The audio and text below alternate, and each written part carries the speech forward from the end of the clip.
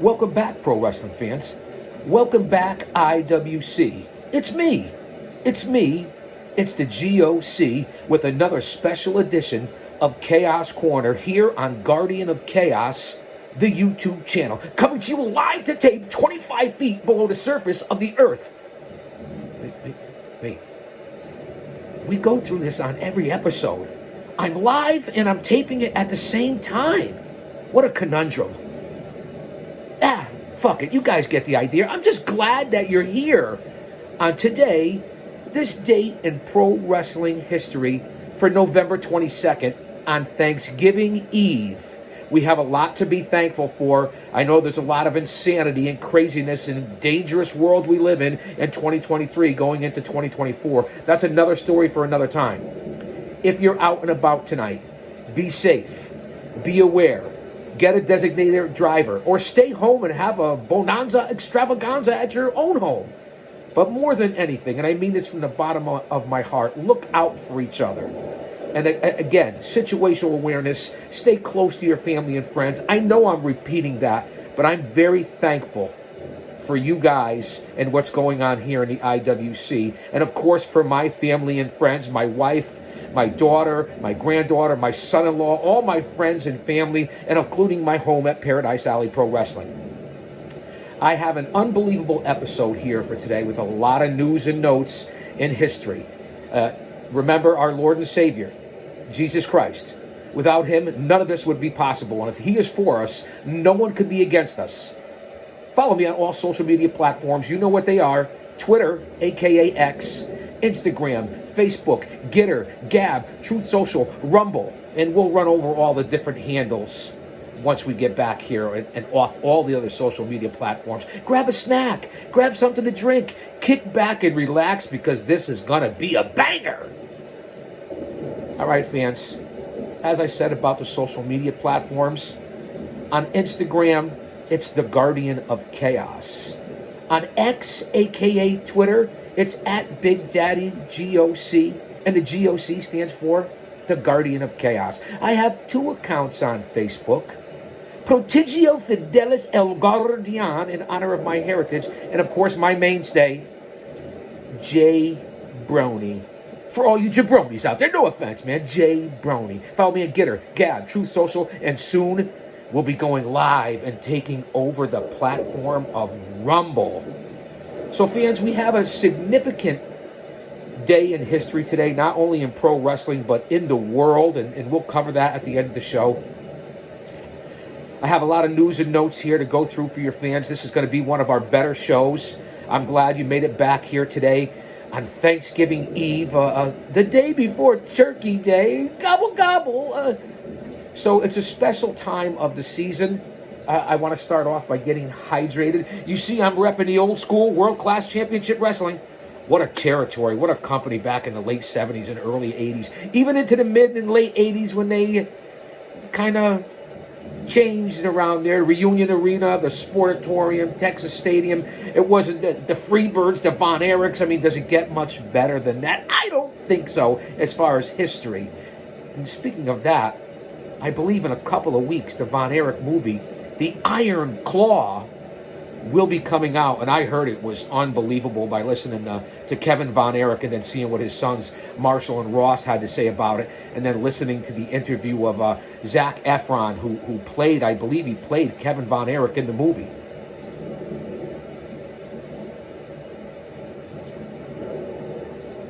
A little water with lemon. I already had a nice double bag cup of black tea. So fans, again, bear with me on this one. You're going to want to stay here till the end. There's no two ways about it. We're at 1,000 subscribers or thereabouts.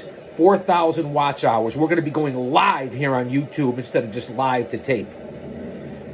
2,500 videos with my over 50 years of being a scout, historian, a researcher, an agent, a producer, sweeper of floors, promo man, hype man, Mark.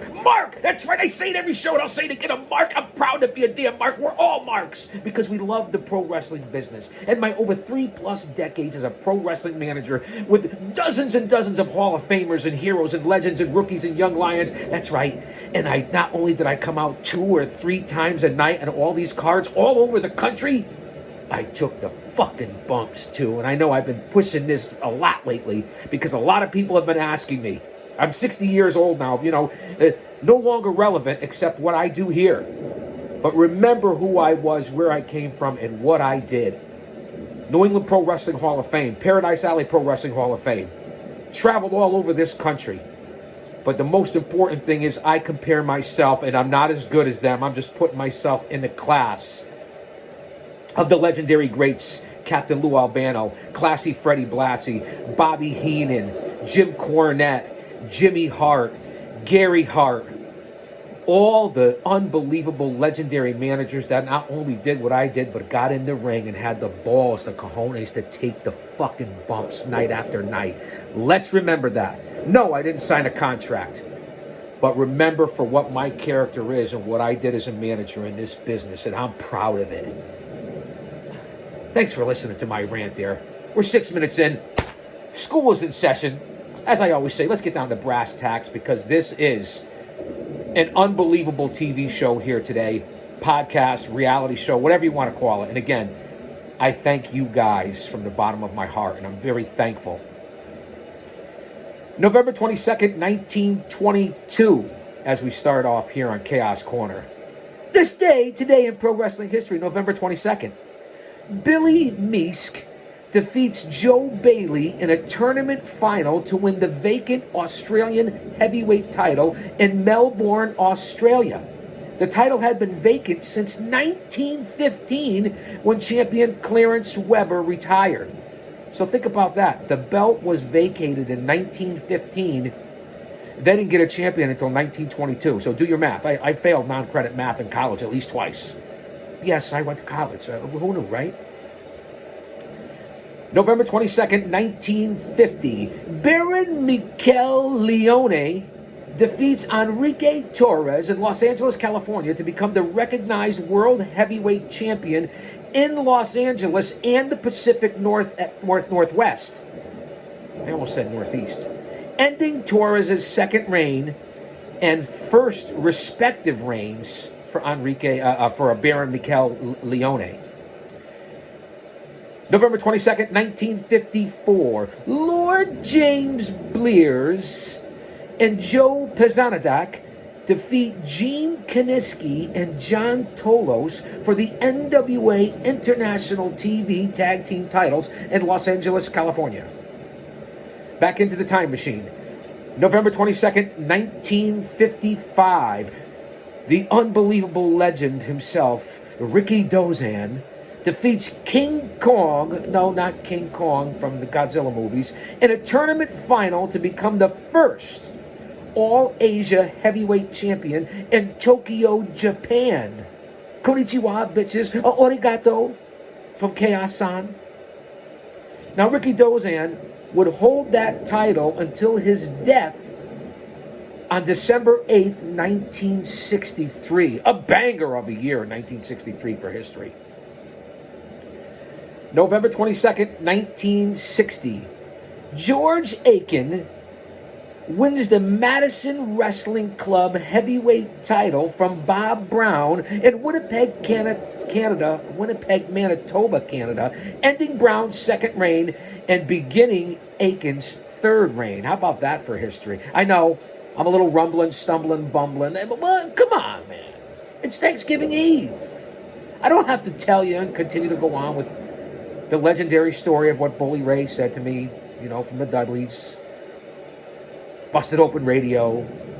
Perhaps one of the greatest tag teams of all time. 2-time Hall of Famer. I'm not going to tell you what Bully Ray said to me when it comes to spots and fucking up. I apologize for the cussing. Go back in previous shows And you'll understand what I'm talking about. If you're a regular subscriber of mine, you know the story. But I know 95% of you are not subscribers, but you're watching the show. And as I always say, because of you know how analytics are, you know how technology is, I'm watching, and I know that you know that I know you're watching. It comes up on my analytics.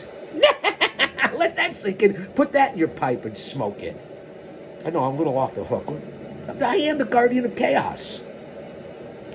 Back into the time machine. November 22nd, 1961. Lord James Blears and Neff Maivia win their second NWA Hawaii Tag Team titles, defeating Shoulders Newman and Ted Travis, ending their second reign in Honolulu, Hawaii. Pehea mele hinikane pupule wiki wiki. Aloha and mahalo for all my friends over on the islands. Back into the time machine as we forge ahead here on Chaos Corner. It's going to be an unbelievable show. You'll see by time's end. November 22nd, 1962. The Fabulous Kangaroos, Al Costello and Roy Heffernan, defeat Tony Belarzian and Maurice Lapointe for the Florida version of the NWA World Tag Team titles in Jacksonville, Florida. How about that for names to pronounce and remember? November 22nd, 1963. Billy Hines defeats Mikey Sharp, or Mickey Sharp, tomato, tomato, potato, potato, to win the NWA Gulf Coast Heavyweight title in Mobile, Alabama. Back into the time machine. November 22nd, 1968. The Assassins, Tom Renesto and Jody Hamilton, defeat Ramon and Alberto Torres for the NWA Georgia Tag Team titles in Atlanta, Georgia. Let's stay in November 22nd, 1968. Rocket and Flash Monroe defeat Don Carson and Dick Dunn to win the NWA Gulf Coast Tag Team titles in Dothan, Alabama. November 22nd, 1969. Joe Scarpa, a.k.a. Chief J Strongbow, defeats the Assassin number 2, who is Tom Renesto, in a tournament final in Atlanta, Georgia, to become the first NWA Georgia television champion. November 22nd, 1972.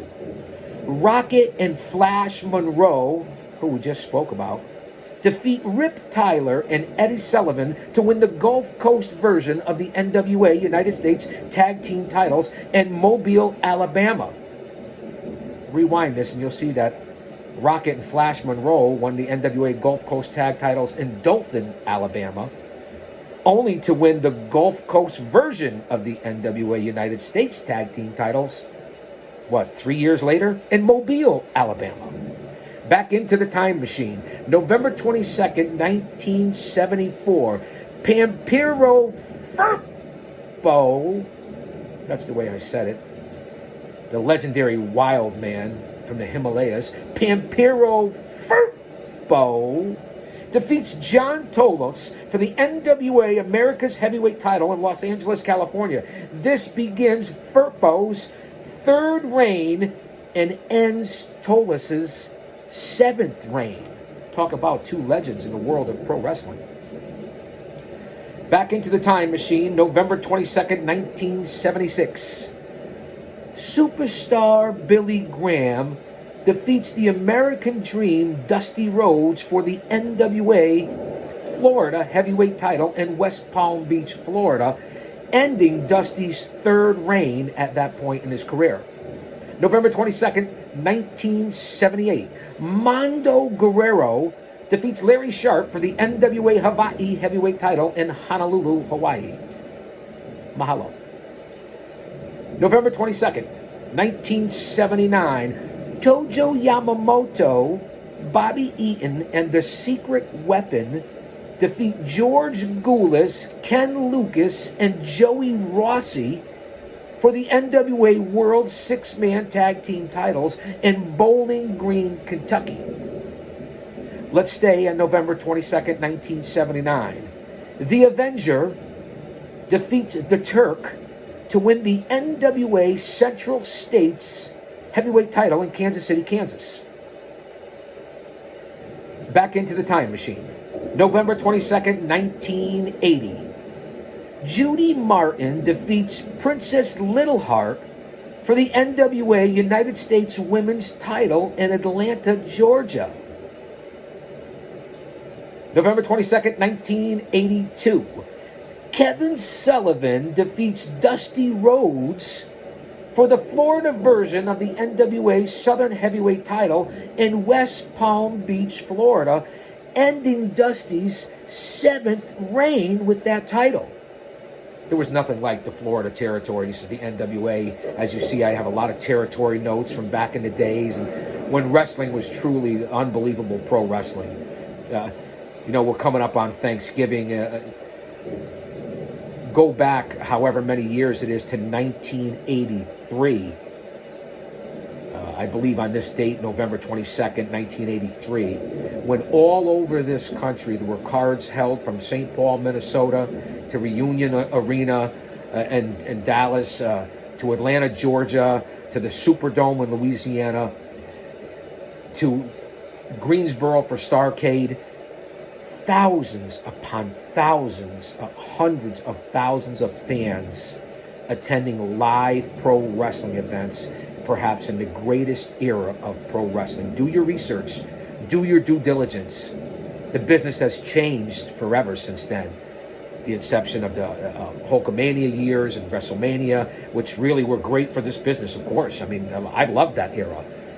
But 1983, closed circuit TV, Starrcade started it all. And on that night, I mean, now there's no Thanksgiving shows. There's no tradition there of holiday shows.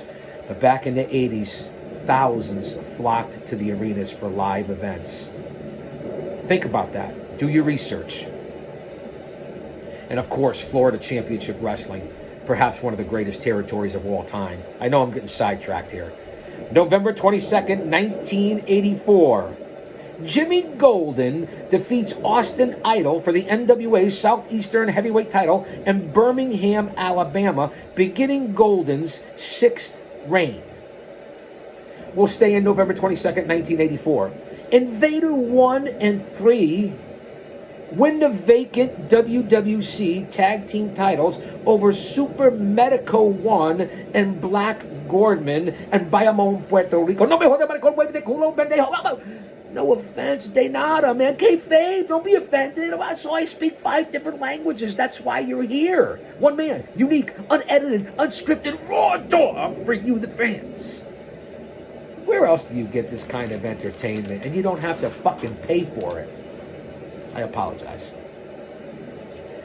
Back into the time machine here at Chaos Corner. November 22nd, 1987. The Midnight Rockers, Shawn Michaels and Marty Jannetty, defeat the Rock and Roll RPMs, Mike Davis and Tommy Lane, to win their 2nd AWA Southern Tag Team titles in Memphis, Tennessee, ending the RPM's 5th reign with those titles. How about that? Back into the time machine, November 22nd, 1989. Big Van Vader defeats Kanek, formerly El Kanek, I believe, for the Universal Wrestling Association World Heavyweight title in Mexico City, Mexico, ending Kanek's 9th reign with that title. True Lucha Libre legend. We'll stay in November 22nd, 1989. Jim Breaks defeats Kid McCoy to win the European lightweight title in Ipswich, England, across the pond, if you will. Breaks begins his 15th reign with that European light heavyweight title. Let that marinate. November 22nd, 1990. The WWF 4th Annual Survivor Series from the Hartford Civic Center in Hartford, Connecticut, here in the shadows of Titan Towers.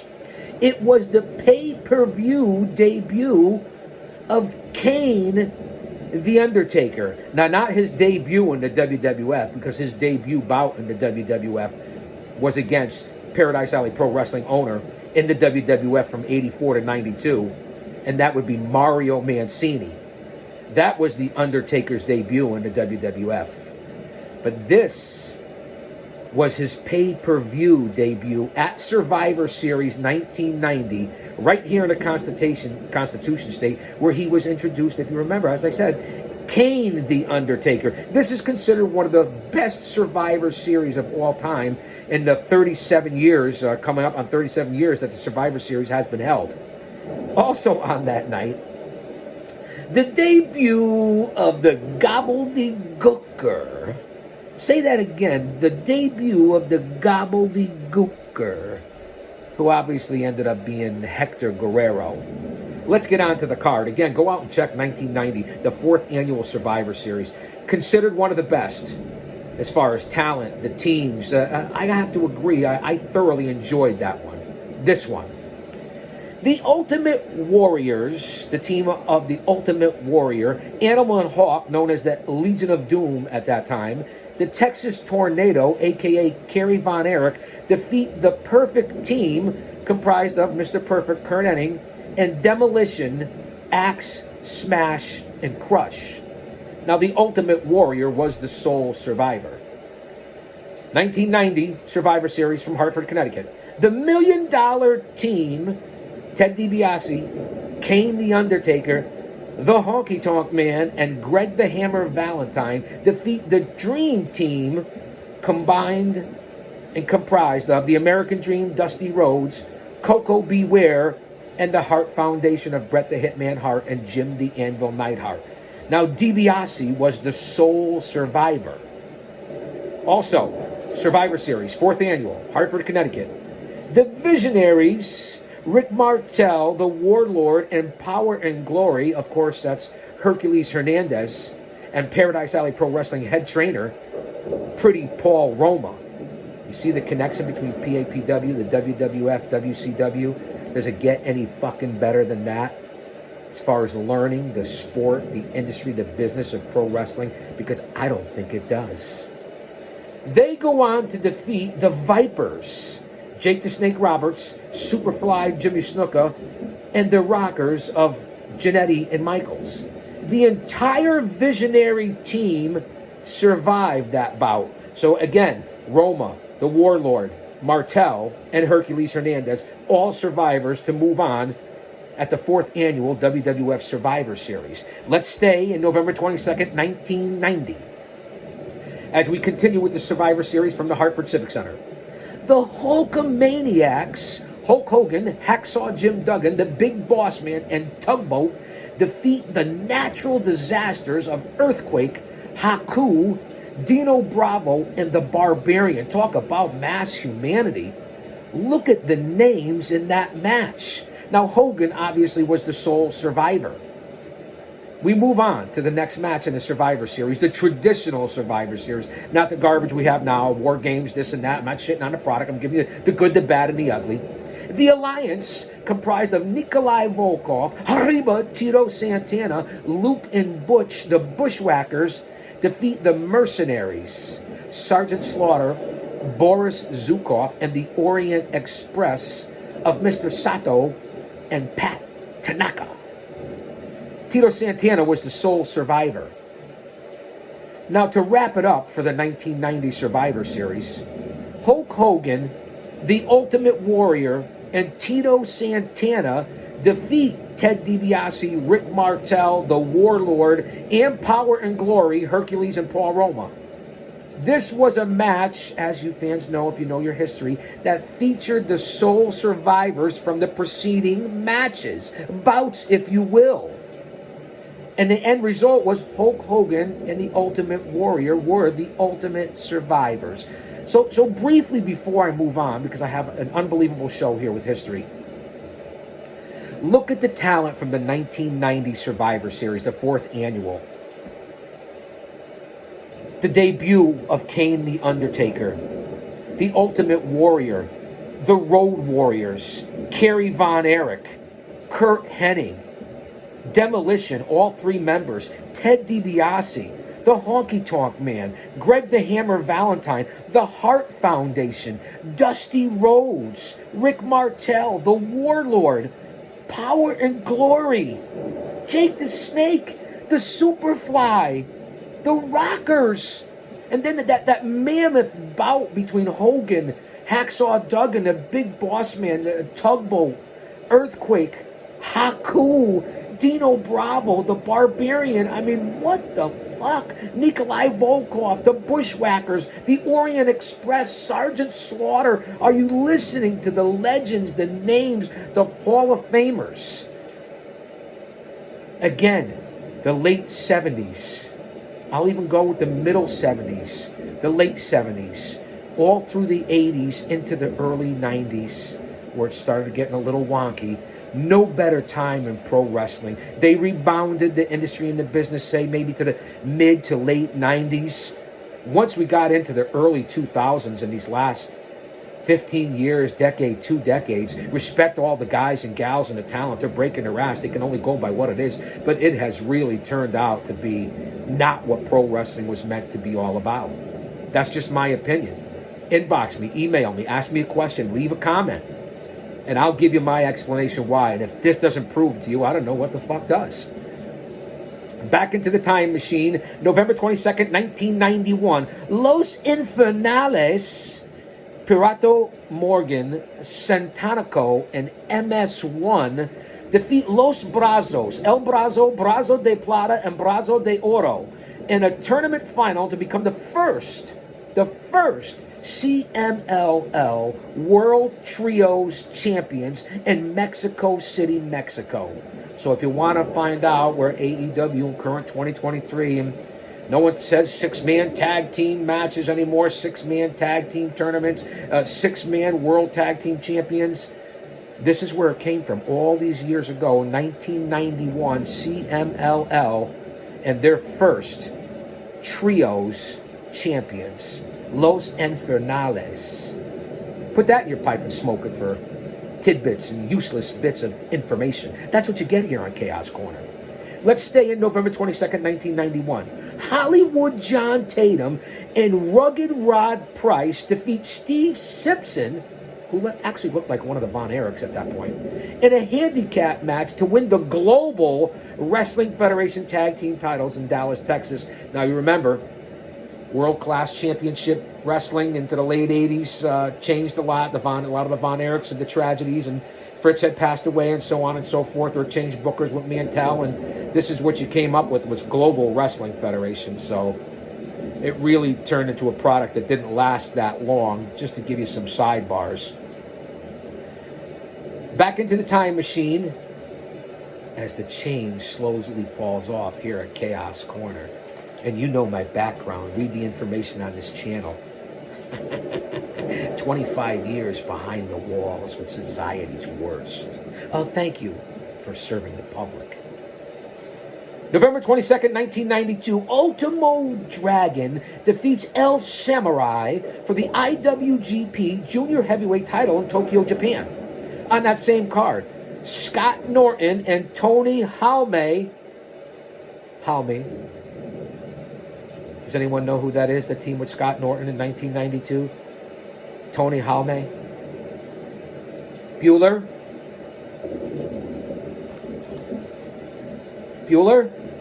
Anyone? He would go on to be Ludwig Borga in the WWF. How about that? Norton and Ludwig defeated the Steiner brothers, Ricky and Scotty, for the IWGP World Tag Team titles. Stand by. We go into the time machine here on Chaos Corner. November 22nd, 1992. And I cover everything from pillar to post and coast to coast and border to border here on Chaos Corner, the YouTube channel. And you'll see with these results, I dug deep for today's episode, for today's show, to give you the territories, the independents, and the big time. Whatever you want to call it, it's all pro wrestling. November 22nd, 1992. AJ Freely defeats Bruno Becker for the New Zealand heavyweight title. Let's stay in November 22nd, 1992. Oh, slap nuts, Jeff Jarrett wins a battle royal for the USWA Unified Heavyweight title in Memphis, Tennessee, pinning Jerry the King Lawler to win the belt for the first time in his career. The last outlaw. Double J, Slapnuts, if you will.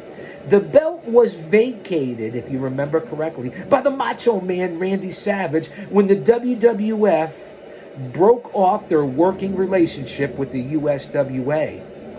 There was always something going on with Vince Jr., wasn't there, you son of a bitch? November 22nd, 1993, the Nature Boy, no, not Ric Flair, Buddy Landel defeats said Jeff Jarrett for the USWA Southern Heavyweight title in Memphis, Tennessee, ending Jarrett's 10th reign with that belt. Back into the time machine, November 22nd, 1995, Tex Slazenger defeats Brian Lawler Christopher for the vacant USWA heavyweight title in Memphis, Tennessee. Now, the title had been held up for roughly 9 days earlier due to outside interference in a match between Slazenger and Christopher. Christopher had previously been champion 19 times. Too cool, too sexy, Grandmaster Sexy, Brian Lawler, Brian Christopher, 19 times the USWA heavyweight champion. Let that marinate. Back into the time machine, November 22nd, 1997. Quinn Magnum defeats Tarantula for the NWA Pro Wrestling Express heavyweight title in North Versailles, Pennsylvania. On that same card, Bubba the Bulldog wins the NWA PWX TV title by forfeit. Did I say that right? From Vince Kaplik. Remember that. Forfeit. The Wrong Crowd, comprised of local New England star, Brian Anthony and Paul Atlas defeat Gator and Colonel Payne for the NWA PWX tag team titles. That's what I do for research. That's how far I dig for you guys on this date in pro wrestling history for this program. And that's how much it means to me. My motivation, my passion. Back into the time machine, November 22nd, 1997. Robert Thompson and Chris Cole defeat Vic and Dick Grimes for the All-Pro Wrestling Tag Team titles in Hayward, California. November 22nd, 1999, in the midst of the Monday Night Wars waged between WCW Monday Nitro and WWF Monday Night Raw, Nitro on this night in 1999 only garnered a 3.4 rating from a show in Auburn Hills, Michigan. 3.4 blows away every program here today in 2023, so let that sink in. While WWF Raw is War posted a 5.5 rating with a show from Syracuse, New York. Everybody talks about ratings and putting asses in seats and ticket sales. Think about this when I talk about this in this date in pro wrestling history and what I've posted previously on this channel. Let's stay in November 22nd, 1999. Villano 3 defeats Atlantis to win the CMLL World Light Heavyweight title in Tampico, Mexico. November 22nd, 2002, from Queens, New York, and boy, did I have many great matches in Queens, New York. Wow, what a hotbed back in the day. Bam Bam Bigelow loses to the homicidal, suicidal, genocidal Sabu for the U.S. Extreme Wrestling heavyweight title there in Queens, New York.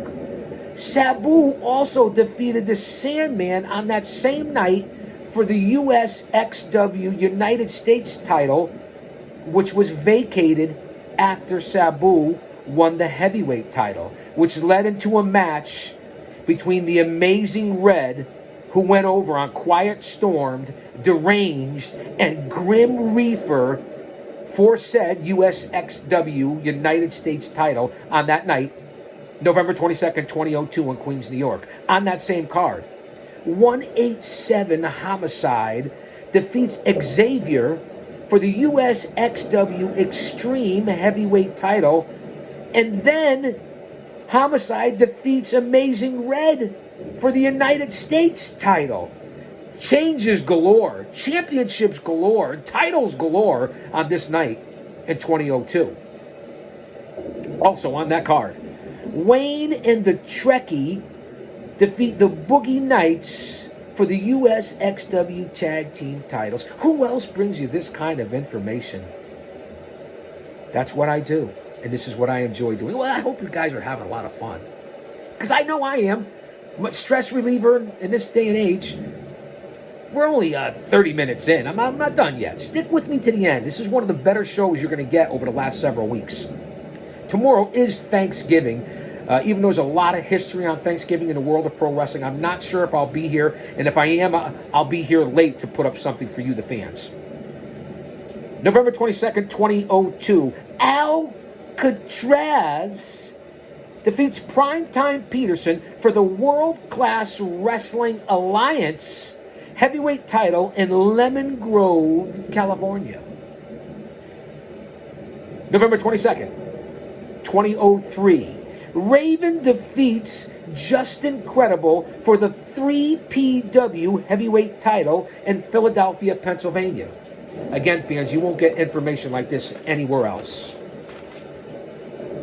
Back into the time machine. Let's stay in November 22nd, 2003. Steve Madison defeats Scoot Andrews to win the NWA Florida heavyweight title in St. Petersburg, Florida.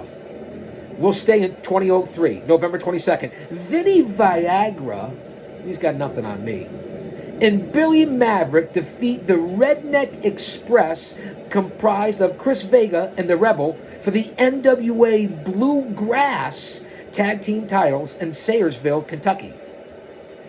We'll stay in November 22nd, 2003. Parental advisory for this show sometimes too, consisting of Joey Grunge and Kid USA, defeat the unbelievable legendary team of the SATs, Jose and Joel Maximo.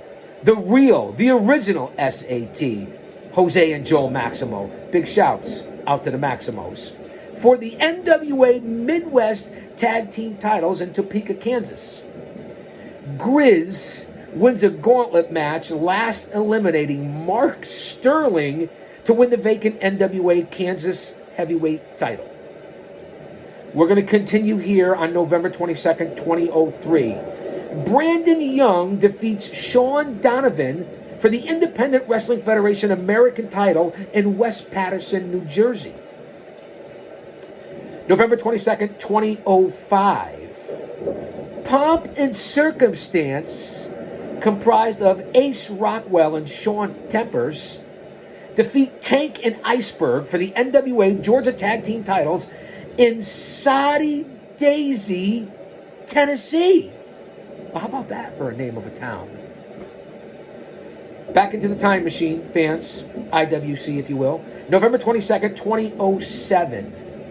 1950s British wrestler Thomas Moore passes away. Now, Thomas Moore wrestled using the ring name Jack Dempsey, the legendary boxer. So let that sink in. Listen, Thomas Moore, if you will, known as Jack Dempsey across the pond, he was very popular with the fans, and he was a former British welterweight champion.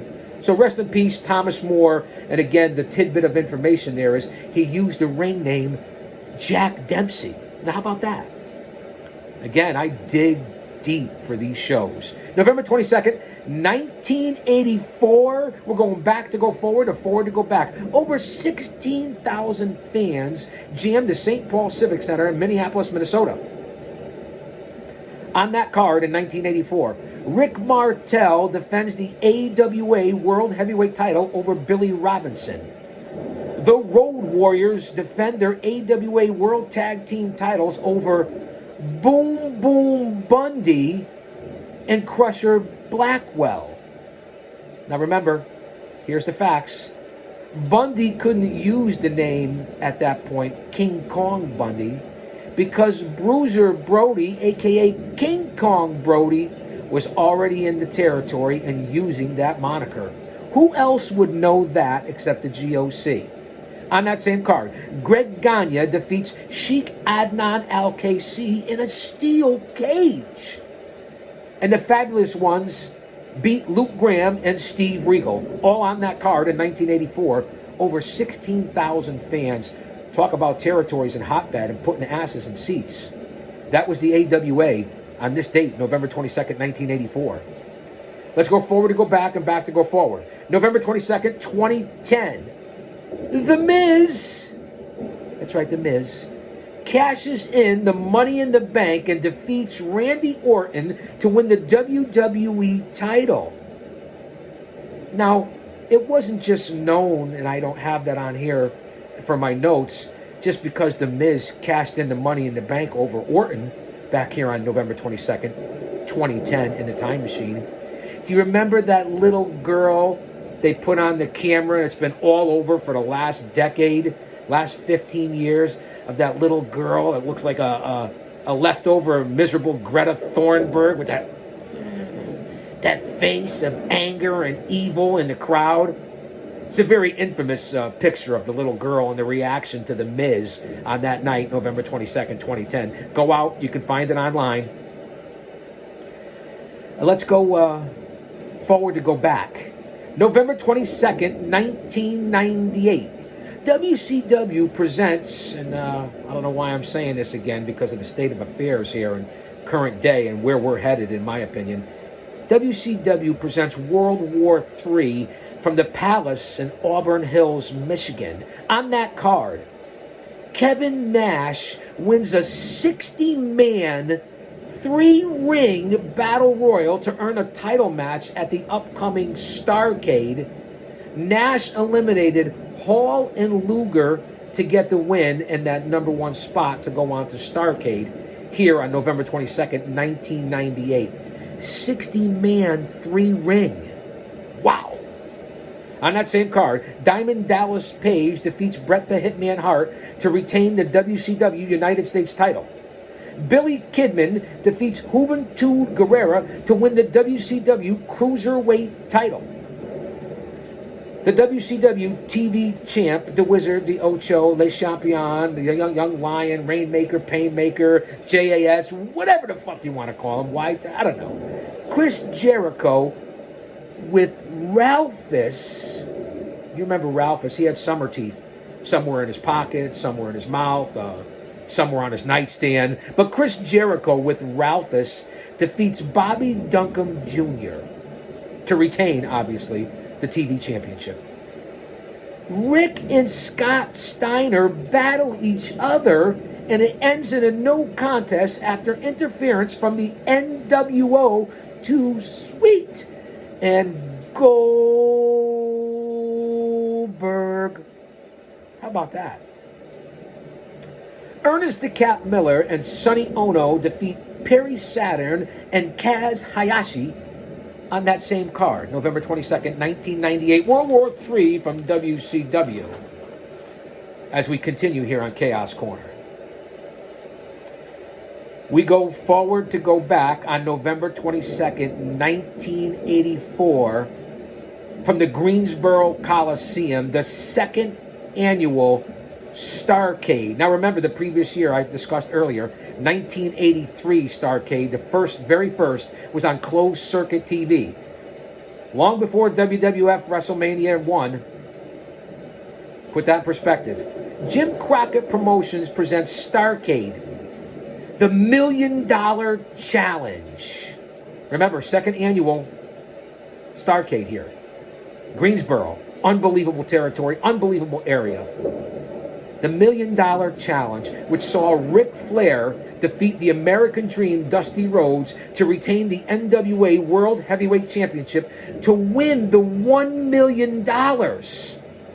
When special ref Smokin' Joe Frazier stops the match due to excessive bleeding. Now, where am I going with this if you're still here with me at 40 minutes in? Where am I going with this? The referee stopped the match due to excessive bleeding between Dusty Rhodes and Ric Flair, two of the greatest ever. Ric Flair, perhaps the greatest ever. What did we just see this past weekend at AEW Full Gear? And everyone's bragging about it. Hey, it is what it was, and it was entertaining, and it was hardcore for what it was, and both guys worked their asses off. And I'm talking about Hangman Page and Swerve Strickland. And the blood and the graphic and the brutality of what happened here in 2023. Bleeding in the mouth, so on and so forth. Chains, cinder blocks, everything you could think of. A 30-minute match. An unbelievable, incredible, hardcore, gory, unbelievable match. So I will say that to say this because I tell it like it is. But in today's day in business, hepatitis, HIV, wellness, talk about unhealthy. And people will say, oh, well, what about the storyline? You got to change with the times. You got to evolve. It was the greatest match in history, the greatest Texas match in history. Maybe for this era. But look back to when it all started. Look back to the history, the legacy. And I'm going to say that to say this.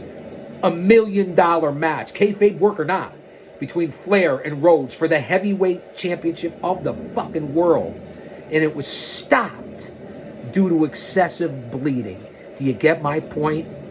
Do you understand what I'm saying? Before you leave a comment, think about it. Go back and watch it on YouTube, and you compare AEW and what happened this past weekend at Full Gear between Strickland and Hangman Page. I'm just telling you. That's my viewpoint. I give you the good, the bad, the ugly. If you don't like it, change the fucking channel.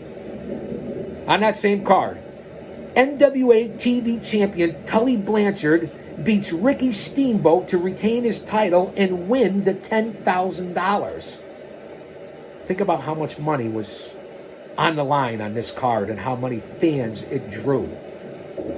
On that same card, the bitter feud between Paul Jones and Jimmy Valiant ends when Jones defeats Jimmy Valiant in a loser leaves town tuxedo street fight. Ivan and Nikita Koloff defeat Ole Anderson and Keith Larson. Wahoo McDaniel downs superstar Billy Graham to retain the NWA United States Championship. The Raging Bull Manny Fernandez defeats Black Bart to win the Brass Knuckles title. On that same card, Denny Brown defeats Mike Davis for the NWA World Junior Heavyweight Championship. Think about what I said about Flair and Rhodes and the excessive bleeding. Just want you to compare it. Let's move on and go forward to go back here in the time machine. I'll try to keep this under an hour. November 22nd, 1984. World-class championship wrestling, but not from the Sportatorium, from the Reunion Arena with over 15,000 fans for Star Wars. On that card in 1984, on this date in pro wrestling history, Gentleman Chris Adams defeats Kevin Von Erich in a no disqualification match. Mike Von Erich defeats Gino Hernandez by disqualification. Terry Gordy beat Killer Khan with Kerry Von Erich as the special guest referee. The Fantastics defeat the PYT Express of Coco Beware and Norvell Austin. Stella Mae French defeats Nicola Roberts, that's right, Nicola Roberts, a.k.a. the lovely baby doll. And Kerry Von Erich and Iceman King Parsons defeat Jake Roberts and Kelly Kiniski in front of 15,000 fans at Reunion Arena. We're almost done, fans. You're going to want to stay to the end for this date in history. Not necessarily pro wrestling history, so I'm giving it away right there. November 22nd, 2020.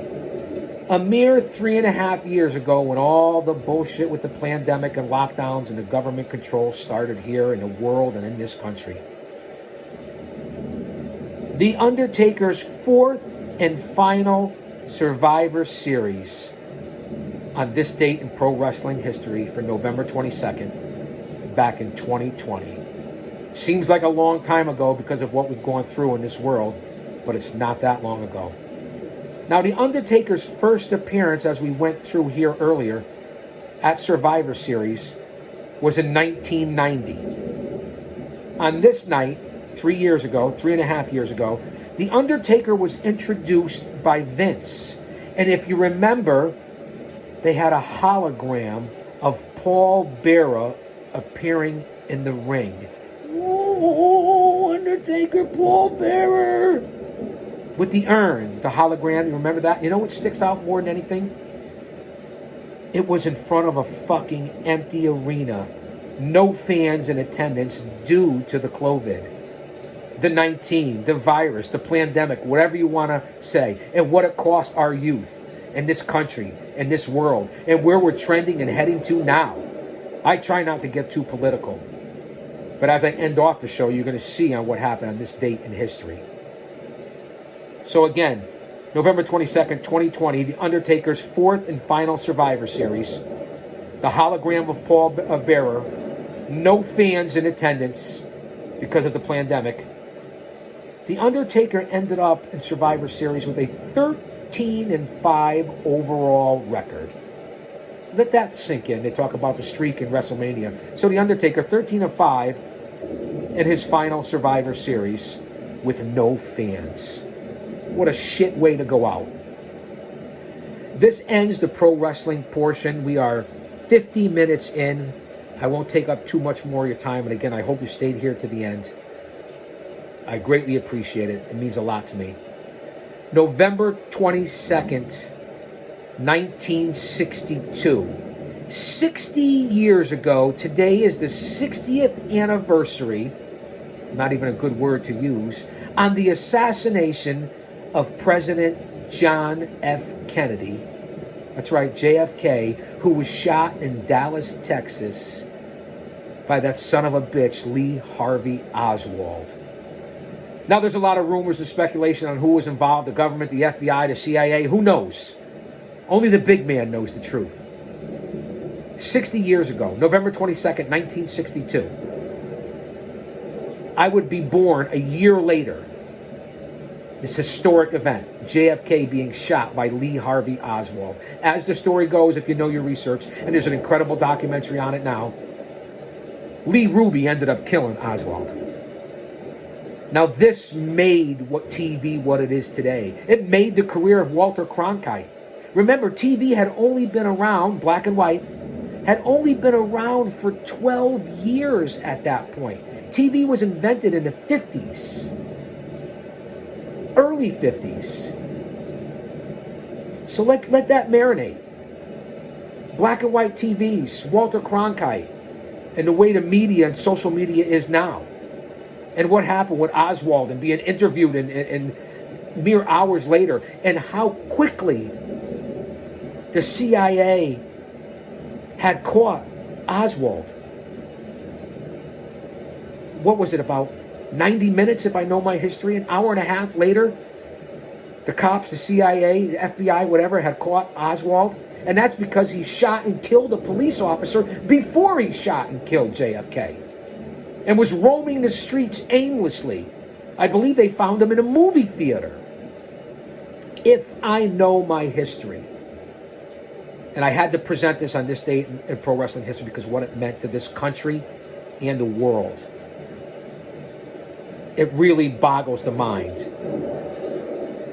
And what happened, and how quickly the Secret Service was able to find Oswald. When today we can't find people for days and days and hours, and it goes on with all these incredible, disastrous, heinous things that happen in today's society.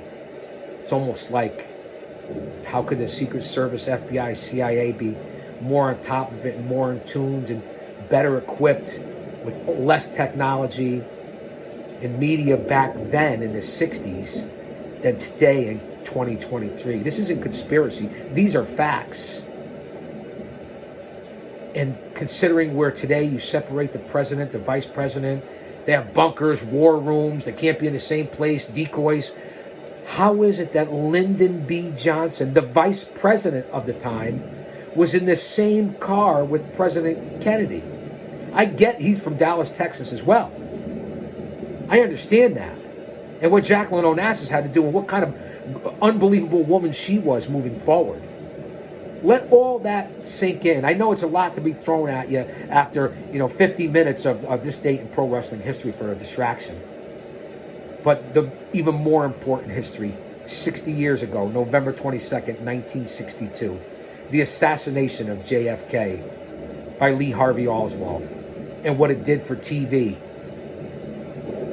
and how was our government and Secret Service so in tune to catch the murderer so quickly. And then he even held a press conference himself, Oswald. And then later on, obviously, Jack Ruby, I said Lee Ruby, Jack Ruby killing him. Just think about the times. I know the rearview mirror is smaller for a reason than the windshield. I say it all the time. I get it. And then Johnson and Kennedy being together could have very easily had the top two in this country taken out at the same time. We don't know if he acted alone. Go out and watch the series and the documentary. You'll find it amazing. But I just wanted to bring that to you, the fans here. Because, again, I'm 60 years old. This is within my lifetime, just about. And I'll say that to say this, because I tell it like it is. I can't thank you guys enough for being here. I will be back. I'm glad you stayed to the end. We're 55 minutes in, coming up on 56 minute. Thank you, guys. Don't you dare miss it. It's actually quiet here at Chaos Corner. Who knew? The silence is deafening.